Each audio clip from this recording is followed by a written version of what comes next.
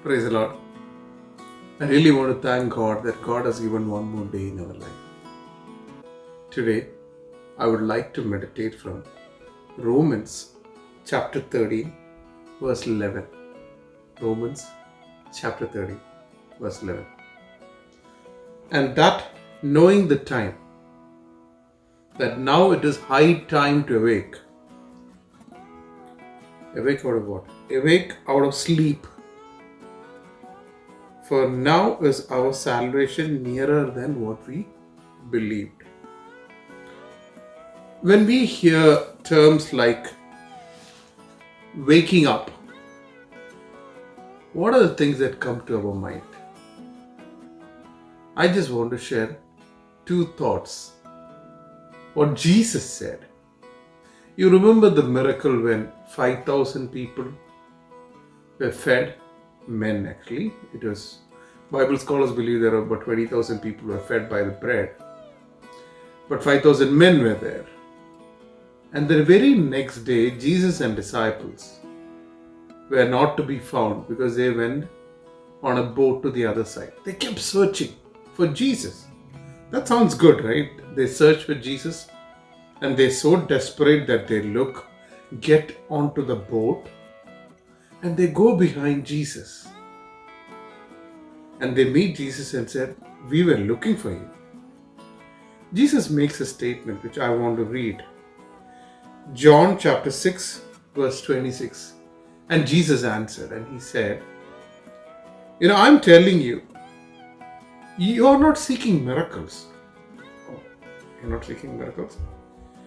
But you are seeking me because you ate the bread. Now you think of two categories of people. One, you actually seek God so that you'll know Him, you'll love Him, be with Him. Second, we think that to know the greatness of God, to do the miracles of God, that do the supernatural, that group. We think of these two groups only. They are not very honest and honest. But Jesus is telling, you haven't come behind me for miracles. But then what did you come? You've come for bread. What's wrong in coming behind bread? Your daily provision. But Jesus is telling, you are seeking me only for one thing, for your daily provision, which is not the right followers, which is not the quality of a disciple.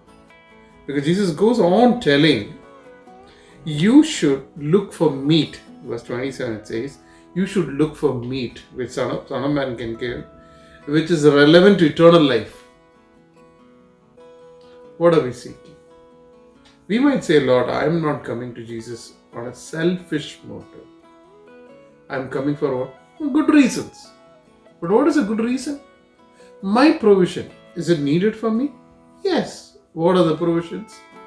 My day-to-day things. My food, my job, my children's education, my mortgages, my things.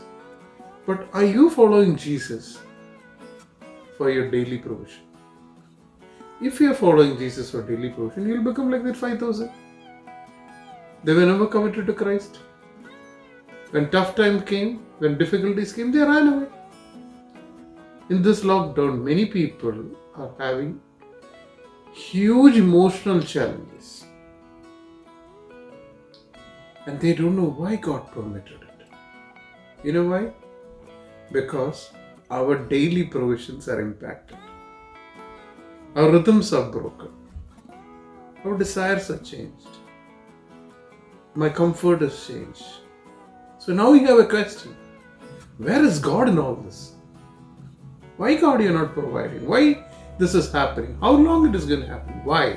These questions are coming because first place you followed God for your daily provision. If you seek God, during this attitude you will be like, Lord, you give me time that I can spend more time with you.